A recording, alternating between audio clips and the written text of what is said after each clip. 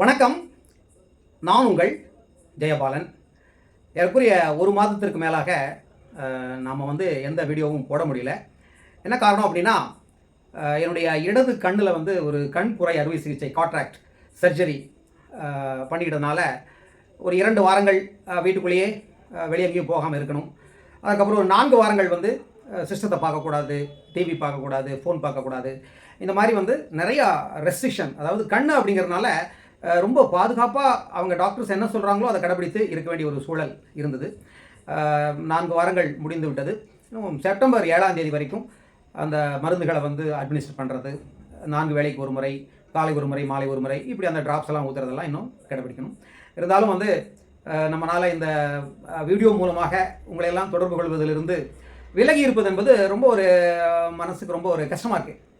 தொடர்ந்து நம்ம ஏதோ ஒரு விதத்தில் நம்முடைய சப்ஸ்கிரைபர் கூட கனெக்டிவிட்டியில் இருக்கும்போது தான் நாம் நேரில் அவங்களெல்லாம் பார்க்கும்போது அவங்க நம்ம வீடியோவை பற்றி நல்ல ஒரு பாசிட்டிவான விஷயங்களை சொல்கிறது, இந்த மாதிரி பல விஷயங்கள் நமக்கு ரொம்ப ஒரு சந்தோஷமான அதாவது நம்ம ஒரு மக்களுக்காக, அவர்களுடைய நலனுக்காக ஏதோ ஒரு வகையில் நாமும் ஒரு பங்களிப்பு செய்கிறோம் அப்படிங்கிற அந்த ஒரு ஃபீலிங் நமக்கு கிடைக்குது. ஓகே, ரொம்ப நாளைக்கு அப்புறம் போகிற வீடியோ அப்படிங்கிறனால இன்றைக்கி ரொம்ப ஒரு முக்கியமான ஒரு சப்ஜெக்டை நாம் இந்த வீடியோவிலிருந்து நம்ம டச் பண்ணலான்னு நினைக்கிறோம். என்ன அப்படின்னா, திருவள்ளுவர் தன்னுடைய மழை என்ற வான்சிறப்பு அப்படிங்கிற அந்த அதிகாரத்தில் கடைசி குறளாக சொல்லும் பொழுது என்ன சொல்கிறார் அப்படின்னா, நீரின்றி அமையாது உலகு அப்படிங்கிற மாதிரி சொல்கிறார். அப்போது நீரின்றி அமையாது உலகம் அப்படின்னா, உலகம் மட்டும்தான் நீரின்றி அமையாதா அப்படின்னா, உலகத்தில் உள்ள எல்லா ஜீவராசிகளுமே தண்ணீர் இல்லாமல், அதாவது சாப்பாடு கூட இல்லாமல் நம்ம இருக்கலாம். ஆக்சிஜன் என்று சொல்லக்கூடிய உயிர் காற்று ஒரு 15 செகண்டிலிருந்து 30 செகண்ட் நம்ம உடலுக்கு கிடைக்காவிட்டால், நம்முடைய மூளைக்கு அது போகலை அப்படின்னா உடனடியாக மூளை அந்த பிரெயின் டெத் ஆயிரும். அதற்கப்புறம் உடனடியாக நம்முடைய உடல் உள்ள உறுப்புகள் எல்லாமே என்ன ஆயிரும்னா ஆக்சிஜன் இல்லாத காரணத்தினால் நின்று விடுகிறது. அதே மாதிரி தண்ணீர் அப்படிங்கிறது குறைந்தது ஒரு 4 அல்லது 5 மணி நேரத்துக்கு ஒரு முறை யாவது நீங்கள் ஒரு கொஞ்சமாவது ஒரு கிளாஸாவது தண்ணி குடிக்கல அப்படின்னா தாகத்தில் நம்ம செத்தே போயிடுவோம் அப்படிங்கிற மாதிரி நம்ம சொல்ல கேள்விப்பட்டிருக்கிறோம். உண்மை அதுதான். எதை வேணாலும் அதை உணவு கூட ஒரு நாள் 2 நாள் கூட நம்ம பசியை பொறுத்துக்கலாம். ஆனால் தண்ணீர் இல்லாமல் நம்ம ஒரு 3-4 மணி நேரத்திற்கு மேலே நம்மளால் இருக்கவே முடியாது அப்படிங்கிறதா உண்மை. ஆனால் தண்ணீர் தான் நம்முடைய உடலில் நாம் அனுபவிக்கும் பலவிதமான நோய்களுக்கும் தண்ணீர் தான் காரணம் அப்படின்னா உங்களால் நம்ப முடிகிறதா அப்படின்னா நிச்சயமாக நம்ப முடியாது. இருந்தாலும் வாங்க, நீங்கள் நம்பும் வகையில் சரியான விஷயங்களை இந்த வீடியோவில் நாம் பார்க்க போகிறோம்.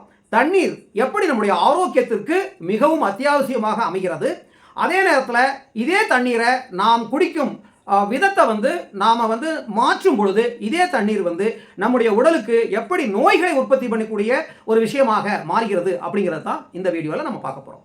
இப்போது நம்ம உடலில் ஏறக்குறைய 5லிருந்து 6 லிட்டர் ரத்தம் நம்ம உடம்பு பூராமே என்ன ஆகிட்டு இருக்கு அப்படின்னா பல லட்சம் கிலோமீட்டர் தூரத்திற்கு ஒவ்வொரு நாளும் நம்முடைய ரத்தமானது நாம் உண்ணும் உணவில் இருக்கக்கூடிய முக்கியமான நம்ம உடம்புக்கு தேவையான நம்முடைய உடம்பை கட்டமைக்கக்கூடிய புரதச்சத்துக்களையும், உடம்புக்கு சக்தியை தரக்கூடிய கார்போஹைட்ரேட் மற்றும் சர்க்கரை போன்ற சத்துக்களையும், அது போக நம்முடைய உடம்பினுடைய எல்லா செயல்பாடுகளும் சிறப்பாக நடைபெறுவதற்கு தேவையான வைட்டமின்ஸு, மினரல்ஸ் என்று சொல்லக்கூடிய, அதாவது மக்னீசியம், சோடியம், பொட்டாசியம், இந்த மாதிரி முக்கியமான தாது உப்புக்களையும், வைட்டமின்ஸ்கள், vitamin A, B, C, B12, E, இந்த மாதிரி எல்லா விதமான அத்தியாவசியமான வைட்டமின்களையும் நாம் உண்ணும் உணவிலிருந்து கிரகித்து கொண்டு, அதே நேரத்தில் நம்முடைய நுரையீரல் வழியாக நாம் உள்வாங்கும் ஆக்சிஜன் என்று சொல்லக்கூடிய உயிர் காற்றையும் எடுத்துக்கொண்டு எல்லாத்தையும் என்ன பண்ணுது அப்படின்னா உடம்பில் உள்ள கோடிக்கணக்கான செல்களுக்கு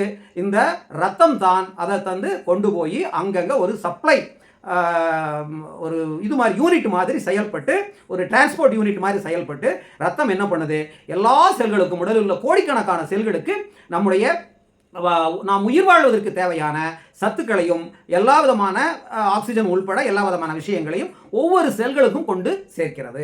அப்போ அந்த செல்களில் என்ன ஆகுது அப்படின்னா, அந்த செல்களில் உள்ள, நம்ம ஏற்கனவே பல வீடியோவில் பார்த்துருக்கோம், மைட்டோகாண்ட்ரியா என்று சொல்லக்கூடிய அந்த பவர் ஹவுஸ் என்ன பண்ணுது, அந்த இடத்துல ஆக்சிஜனுடைய உதவியால், அதாவது உயிர்காற்றின் உதவியால் நம்ம உடம்புல நாம் உள்ள சாப்பிடக்கூடிய சர்க்கரை சத்தை எரித்து அதை என்ன பண்ணுது அப்படின்னா நமக்கு எனர்ஜியாக கொடுக்குது. இந்த எனர்ஜி தான் நம்மளை வந்து ஒவ்வொரு நொடியும் நம்மை உயிர் வாழ வைத்து கொண்டிருக்கிறது. அப்போது இந்த இடத்துல இந்த பிளட் சர்க்குலேஷன் வந்து கரெக்டாக நடக்கணும் அப்படின்னா இந்த பிளட் சர்க்குலேஷனுடைய அந்த விஸ்காசிட்டின்னு சொல்லுவாங்க, அதாவது உயவு தன்மை, அது வந்து பிளட் வந்து ரொம்பவும் கெட்டியாகவும் இருக்கக்கூடாது, ரொம்பவும் தண்ணியாகவும் இருக்கக்கூடாது. அப்போது அந்த பிளட் அந்த ரத்தத்தினுடைய நகரும் தன்மையானது, அதாவது ரத்தம் வந்து சரியான அளவில் ரொம்ப கெட்டியாகவும் இல்லாமல் ரொம்ப தண்ணியாகவும் இல்லாமல் இருந்தால்தான் ரத்தம் வந்து எல்லா இடங்களுக்கும் வேகமாக செல்ல முடியும். அதே நேரத்தில் ஹார்ட் வந்து அந்த ரத்தத்தை பம்ப் பண்ணும்போது அந்த ரத்தம் வந்து ரொம்ப கெட்டித்தன்மையோடு இருந்தால் ஹார்ட்டுக்கு வந்து ஓவர்லோட் ஆகும். அதே நேரத்தில் நம்முடைய முக்கியமான ராஜ உறுப்புகள், உதாரணமாக வந்து மூளை, அதற்கடுத்தது இருதயம், அதற்கடுத்தபடியாக உள்ளுறுப்புகள் இருக்கக்கூடிய சிறுநீரகம், கணையம், ஜீரண மண்டல உறுப்புகள், இந்த மாதிரி எல்லா உறுப்புகளுக்குமே அந்த ரத்தம் கடைசியாக போய் செல்லக்கூடிய அந்த பாதை எது அப்படின்னா கேப்பலரிஸ் என்று சொல்லக்கூடிய நுண்ணிய இரத்த குழாய்கள், அதாவது ரொம்ப மைனூட் இரத்த குழாய்கள். ஸோ இந்த மைனூட் இரத்த குழாய்கள் தான் உடலில் உள்ள கோடிக்கணக்கான செல்களுக்கு நம்ம சாப்பிட்ற உணவின் மூலமாக அந்த இதை வந்து சத்துக்களை பூரா எடுத்துட்டு போகுது. ஓகேங்களா? இப்போது நாம் வந்து உடம்பை வந்து ஒவ்வொரு நிமிடமும் வந்து நம்மளுடைய உடம்பில் உள்ள நீர் சத்தானது குறைவில்லாமல் பார்த்து கொண்டோம் என்றால் அல்லது பார்த்து கொள்ளவில்லை என்றால் என்ன ஆகும் அப்படின்னா அந்த ரத்தம் வந்து கெட்டித்தன்மை பட்டுவிடும். அப்போது நமக்கு எப்போ வந்து தண்ணீர் தேவை என்பது நமக்கு எப்போ தெரியுது அப்படின்னா தாகம் எடுக்கும் பொழுது நமக்கு தண்ணீர் தேவை என்பதை நம்முடைய உடம்பு வந்து உணர்த்துகிறது. ஆனால் நம்ம எல்லாருமே தவறாக புரிஞ்சிருக்கிறோம், தாகம் எடுத்தால் தான் தண்ணீர் குடிக்கணும் அப்படின்ட்டு. ஆனால் தாகம் என்பது தண்ணீர் நம்முடைய செல்களுக்கு தேவை என்பதை, அதாவது தண்ணீர் குறைந்து நீர் வற்றி போய் செல்கள் வந்து ஒரு வேக்கப் கால், அதாவது ஒரு சைரன், ஒரு சிக்னல், ஒரு ரெட் சிக்னல் மாதிரி ஒரு எச்சரிக்கை மனித தாகமே ஒழிய தாகம் தான் வந்து தண்ணீர் குடிப்பதற்கான அளவுகோல் கிடையாது. இதை நம்ம முதல்ல புரிஞ்சுக்கணும். அப்போது தாகம் எடுப்பதற்கு சில மணி நேரங்களுக்கு முன்னாலேயே நம்ம உடம்புல நம்முடைய செல்களில் நீர்ச்சத்து குறைய ஆரம்பிக்குது. அப்படின்னா என்ன அர்த்தம்னா ரத்தத்தினுடைய அந்த உயவுத்தன்மை விஸ்காசிட்டி குறைஞ்சு ரத்தம் கெட்டிப்பட்டு கொண்டிருக்கின்றது. அந்த நேரத்தில் தான் தண்ணீர் குறைபாடு காரணமாக கொஞ்ச நேரம் கழிச்சு தான் அந்த தாகம் எடுக்குது. ஆனால் தாகம் எடுப்பதற்கு சில மணி நேரங்களுக்கு முன்னாலேயே என்ன ஆகுது அப்படின்னா ரத்தம் கெட்டிப்பட்டு விடுகிறது. அப்போ சில மணி நேரங்களுக்கு முன்னால் இருந்தே நம்முடைய உடம்புக்கு அந்த மெல்லிய இரத்த குழாய்கள் வழியாக போய் சேர வேண்டிய விட்டமின்ஸ், மினரல்ஸ், ஆக்சிஜன் எல்லாமே குறைந்து அந்த சில மணி நேரங்கள் நம்முடைய உடல் உறுப்புகள் எல்லாமே சோர்வடைந்து விடுகிறது. இது வந்து நீரை பற்றிய ஒரு அடிப்படையான ஒரு உண்மை. அப்போது என்ன பண்ணணும் அப்படின்னா இந்த தண்ணீரை வந்து நம்ம நிறைய பேர் நம்ம எப்படி தண்ணீர் குடிக்கிறோம் அப்படின்னா தாகம் எடுத்தோன்னு என்ன பண்ணுவாங்கன்னா ஒரு சொம்பு எடுத்து கடன்னு என்ன பண்ணுவாங்க, அண்ணாந்து தண்ணியை குடிப்பு கல்ப் பண்ணுவாங்க, அதாவது வேகமாக முழுங்குவாங்க. இது வந்து உடலுக்கு ஒவ்வாத ஒரு தன்மை.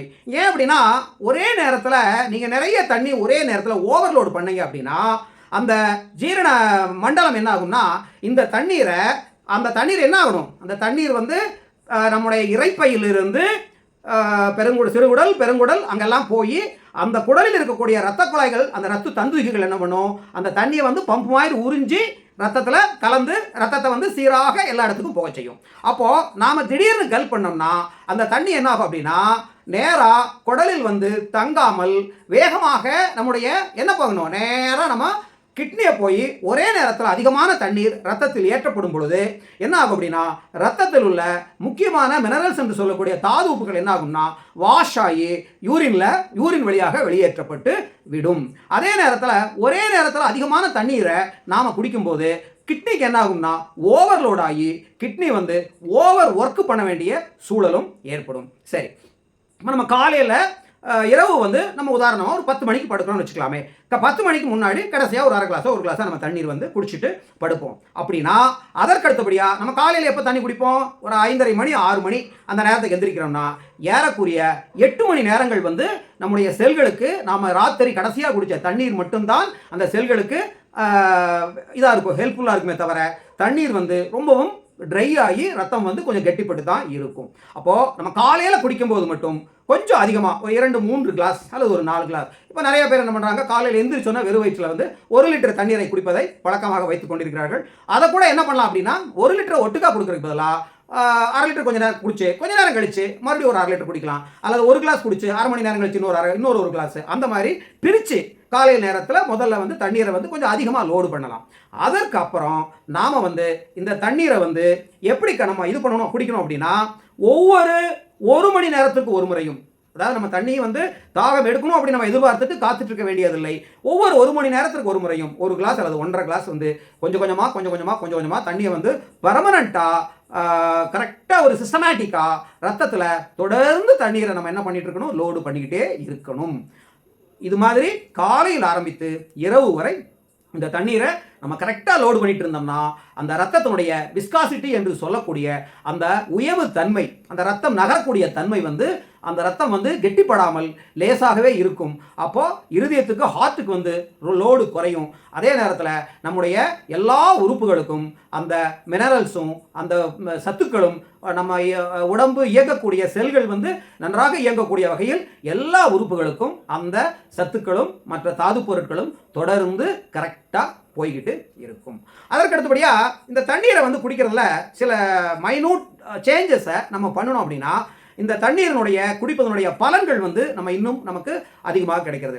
ஒரு முக்கியமான விஷயம் என்ன அப்படின்னா, எப்பெல்லாம் வந்து நம்முடைய ரத்தத்தில் வந்து நீரினுடைய அளவு குறைகிறதோ அப்போ என்ன ஆகும் அப்படின்னா ரத்தம் கெட்டிப்படுகிறது. நம்ம முதலே சொன்னோம். இந்த கெட்டிப்பட்ட ரத்தம் என்ன ஆகும் அப்படின்னா ரத்த குழாய்களில் உராய்ந்துட்டு போகும். அதாவது ரத்தம் கெட்டியாக இருக்கும்போது ரத்த குழாயில் கஷ்டப்பட்டு தான் மூவ் ஆகணும். அப்போ கஷ்டப்பட்டு மூவ் ஆகும்போது என்ன ஆகும்னா ரத்தத்தினுடைய ரத்த அழுத்தம் வந்து அதிகமாகிறது. அப்போ ரத்த அழுத்தம் அதிகமானால் என்ன ஆகும், கிட்னிக்கு லோடு ஜாஸ்தியாகும், ஹார்ட்டுக்கு லோடு ஜாஸ்தியாகும், மூளையில் உள்ள எல்லா சின்ன சின்ன ரத்த தந்துகுகளுக்கும் அந்த ப்ரெஷர் வந்து ஜாஸ்தியாகும். இது ஒன்று. அதற்கு அடுத்தபடியாக இந்த நம்மளுடைய உடம்புல உருவாகக்கூடிய ஹார்மோனில் முக்கியமான ஹார்மோன், குறிப்பாக ஆண்களுக்கான முக்கியமான ஹார்மோன் என்ன அப்படின்னா டெஸ்டோஸ்டிரோன் என்று சொல்லக்கூடிய அந்த ஆண்மை தன்மையை போற்றக்கூடிய ஹார்மோன். இந்த ஹார்மோன் டெஸ்டோஸ்டிரோன் அப்படிங்கிறது வந்து வெறும் நம்ம ஆண்மை தன்மைக்கானது மட்டுமல்ல, நம்ம உடம்பில் இருக்கக்கூடிய மசில் பில்டிங் அப்படின்னு சொல்லக்கூடிய, அதாவது உடல் கட்டமைப்பு, அந்த உடலை வந்து கட்டுக்கோப்பாக இறுக்கமாக செல்களை எல்லாம் வந்து நல்ல டைட்டா, அதே மாதிரி போன்களை எல்லாம் எலும்புகளை நல்ல ஸ்ட்ரென்த்தா, ரத்த குழாய்களையும் நரம்புகளையும் நல்லா வலிமையா வைக்கக்கூடிய ஒரு ஹார்மோன் எது அப்படின்னா இந்த டெஸ்டோஸ்டெரான் அப்படிங்கிற ஹார்மோன். இந்த தண்ணி வந்து ரத்தத்தில் குறையும் போது என்ன ஆகும் அப்படின்னா கார்டிசால் என்று சொல்லக்கூடிய ஸ்ட்ரெஸ் ஹார்மோன், அதாவது நம்முடைய மன அழுத்தத்தை அதிகப்படுத்தக்கூடிய ஹார்மோன் வந்து தண்ணீர் வந்து ரத்தத்தில் குறையும் பொழுது டெஸ்டோஸ்டெரானுக்கு பதிலாக கார்டிசால் என்ன ஆகும், ரைஸ் ஆகும். இதில் என்ன அப்படின்னா விஞ்ஞானம் என்ன சொல்றது அப்படின்னா கார்டிசால் ரைஸ் ஆச்சுன்னா, அதாவது ஸ்ட்ரெஸ் ஹார்மோன் ரைஸ் ஆச்சுன்னா டெஸ்டோஸ்டெரான் என்று சொல்லக்கூடிய உடலை கட்டமைப்பாக வைத்துக் கொள்ளக்கூடிய ஹார்மோன் குறையும். டெஸ்டோஸ்டெரான் அதிகமாச்சுன்னா கார்டிசால் குறையும். அதாவது என்ன அப்படின்னா இது வந்து வைசி வெர்சான்னு சொல்லலாம். அதாவது இந்த சீசான்னு சொல்லுவாங்க. அதை இப்படி மேலையும் கீழையும் குழந்தைகள் இந்த பக்கம் அந்த பக்கம் இருந்து தூரி மாதிரி ஆடுவாங்க. அதில் கார்டிசாலை எந்த அளவிற்கு நாம் குறைவாகவும் கட்டுக்குள் வைத்திருக்கிறோமோ அந்த அளவிற்கு மற்ற எல்லா ஹார்மோனுமே மிக சிறப்பாக செயல்படும். அப்போது மற்ற ஹார்மோன்கள் எல்லாமே சிறப்பாக செயல்பட்டால் எப்படி இருக்கும், ரத்தத்தில் ரத்த அழுத்தம் நல்லா இருக்கும், மூளைக்கு போகக்கூடிய எல்லா விதமான சத்துக்களும் கரெக்டாக போய் சேரும், ஆக்சிஜன் போய் சேரும், மூளையை வந்து தொடர்ந்து உயிர் துடிப்போடு வச்சிருக்கிறதுக்கு தேவைப்படக்கூடிய குளுக்கோஸ் அங்கே போய் சேரும். எல்லாவற்றிற்கும் மேலாக நம்முடைய எல்லா உறுப்புகளையும் கட்டுப்பாட்டுக்குள் வைத்திருக்கக்கூடிய தலைமை செயலகமான அந்த மூளையில் இருக்கக்கூடிய பலவிதமான டெஸ்டோஸ்டெரான், அதுக்கப்புறம் ஹார்மோனு, அதுக்கப்புறம் செரோட்டனின், அதுக்கப்புறம் டோபமைன், இந்த மாதிரி வந்து பலவிதமான ஹார்மோன்கள் என்ன பண்ணும், பேலன்ஸாக இருக்கிறதுக்கு ரத்தத்தில் உள்ள நீரின் அளவு வந்து சீராக நம்ம பார்த்துக்கிட்டோம் அப்படின்னா நம்முடைய ஆரோக்கியம் மிக சிறப்பாக மேம்படும். அதே நேரத்தில் இந்த தண்ணியை குடிக்கிறவங்க நிறைய பேர் வந்து ஒரு தவறான முறையில் அந்த தண்ணீரை நம்ம குடிச்சிக்கிட்டு இருக்கிறோம். இப்போ எப்படி தண்ணி குடிக்கணும் அப்படின்னா இப்போ வந்துங்க, இப்போ ஒரு கிளாஸ் தண்ணி அப்படின்னா நம்ம உடம்புல வந்து பேராசிந்தட்டிக் நர்வ் சிஸ்டம் அப்படின்னு சொல்லுவாங்க. அதாவது நாம் வந்து நடக்கும் பொழுதும் நிற்கும் பொழுதும் உட்காரும் பொழுதும் நாம் எப்படி ஒரு கம்பீரமாக நல்ல நிமிர்ந்து நம்முடைய உடம்பை வந்து நம்ம உடம்போட போஸ்டர்னு சொல்லுவாங்க, அதாவது உடலுடைய அமைப்பை வந்து நாம் எப்படி வந்து ஒரு கம்பீரமாக வச்சுக்கிறோமோ அதற்கு தகுந்தவாறு நம்முடைய மனோநிலைகளும் அமைகிறது, அதற்கு தகுந்தவாறு நம்முடைய ஹார்மோன்ஸும் சுரக்குது, அதற்கு தகுந்த மாதிரி நம்முடைய எல்லா ஜீரண உறுப்புகளும் நம்முடைய எல்லா ராஜ உறுப்புகளும் நல்லா செயல்படுது அப்படின்னு ஆராய்ச்சிகள் நிரூபித்திருக்கிறது. சயின்ஸ் விஞ்ஞானமும் அதை வந்து உறுதிப்படுத்துகிறது. அப்போது நாம் வந்து போகிற போக்கில் தண்ணி குடிக்கிறது அப்படிங்கிறது உடம்பு என்ன நினைக்கும், ஏதோ போகிற போக்கில் தண்ணியை நிரப்பான் அப்படின்னு தான் அந்த உடம்பு எடுத்துக்கும். அதே நேரத்தில் தண்ணியை வந்து நீங்கள் எங்கே குடிக்கணும்னு நினச்சாலும் ஒரு இடத்துல உட்காந்து அந்த தண்ணியை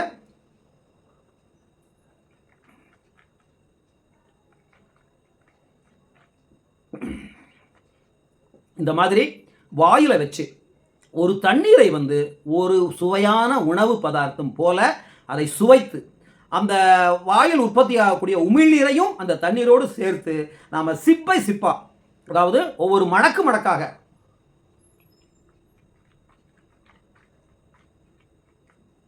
இந்த மாதிரி நாம் தண்ணீரை ஒரு கிளாஸ் தண்ணீரை கொஞ்சம் டைம் எடுத்துக்கிட்டு கொஞ்சம் கொஞ்சமாக அருந்தினோம்னா இந்த உட்கார்ந்த போஸ்டரில் என்ன ஆகும் அப்படின்னா வயிற்றுக்கு மேலே இடுப்புக்கு மேலே ரத்த ஓட்டம் அதிகமாகும். அப்போது ஜீரண மண்டலங்களுக்கும் இருதயத்துக்கும் அதிகமான ரத்த ஓட்டம் வந்து அந்த நேரத்தில் போகும். அந்த நேரத்தில் நம்ம தண்ணீரை நன்றாக சுவைத்து உமிழ்நீர் சேர்த்து நம்ம விழிக்கணும் என்றால் என்ன ஆகும் அப்படின்னா அந்த தண்ணீரில் இருக்கக்கூடிய சில மினரல்ஸ் எல்லாம் இருக்குது, தண்ணீரில் சில நல்ல பாக்டீரியாஸ் எல்லாம் இருக்குது.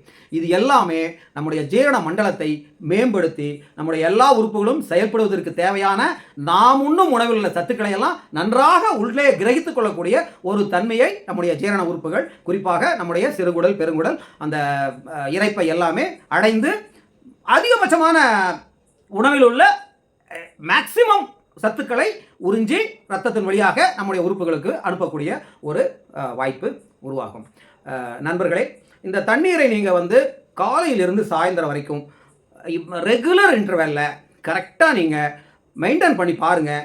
ஒரே மாதத்தில் உங்களுடைய ரத்த சர்க்கரையினுடைய அளவு கட்டுக்குள்ளே வரும், ப்ரெஷர் குறையும், உங்கள் மைண்டு வந்து நல்லா ஃபங்க்ஷன் ஆகும், அந்த ஒரு மைண்ட் கிளாகிங் சொல்ல ஒரு குழப்பமான மனோநிலைகள் நீங்கும், ஒரு தெளிவான ஒரு அப்ரோச் உங்களுக்கு லைஃப்பில் கிடைக்கும், உங்களுடைய ஜீரண சக்தி மேம்படும், உங்களுடைய உடல் கட்டு வந்து நல்ல இறுக்கமாகும், அந்த டெஸ்டோஸ்டெரான் ஹார்மோன் வந்து நல்லா உற்பத்தி ஆகிறதுனால ஆண்களுக்கு வந்து எல்லா செயல்களையும் வந்து நல்ல ஒரு உற்சாகத்துடன் ஒரு பலத்துடன் செய்யக்கூடிய ஒரு சிறப்பாக செய்யக்கூடிய ஒரு வாய்ப்பும் உருவாகும். இதில் குறிப்பாக அப்படின்னு பார்த்தீங்கன்னா ஒரு 40-45 வயதிற்கு மேற்பட்டவர்கள் கண்டிப்பாக இந்த நீரை அருந்தும் முறையை அவர்கள் மாற்றிக்கொண்டு இந்த மாதிரி ஒரு முறையை நீங்கள் கடைபிடித்தீர்கள் என்றால் நிச்சயமாக உங்களுக்கு ஏற்கனவே அந்த நோய்கள் இருந்தால் அவையெல்லாம் நிச்சயமாக நரம்பு தளர்ச்சி சம்மந்தப்பட்டது, ஜீரணம் சம்மந்தப்பட்டது, மலச்சிக்கல், இப்படி எந்த நோய்கள் இருந்தாலும் இந்த தண்ணியை குடிக்கிற மெத்தடை நீங்கள் மாற்றி குறைந்தது ஒரு மாதங்கள் ரெகுலராக கடைபிடித்து பாருங்கள். நிச்சயமாக உங்கள் வாழ்வில் ஒரு அற்புதமான மாற்றம் நிகழும், ஆரோக்கியம் மேம்படும், சகல நோய்களும் தீரும் என்ற கருத்தை பதிவு செய்து இந்த வீடியோ உங்களுக்கு பிடித்திருந்தால் இதை உங்கள் நண்பர்களுக்கு ஷேர் பண்ணுங்கள். நம்முடைய சேனலுக்கு வந்து இது வரைக்கும் சப்ஸ்கிரைப் பண்ணாதவங்க சப்ஸ்கிரைப் பண்ணுங்கள். அனைவரும் இன்புற்று நலமுடனும் வளமுடனும் வாழ வேண்டும் என்று வாழ்த்தி விடைபெறுகிறேன். நன்றி, வணக்கம்.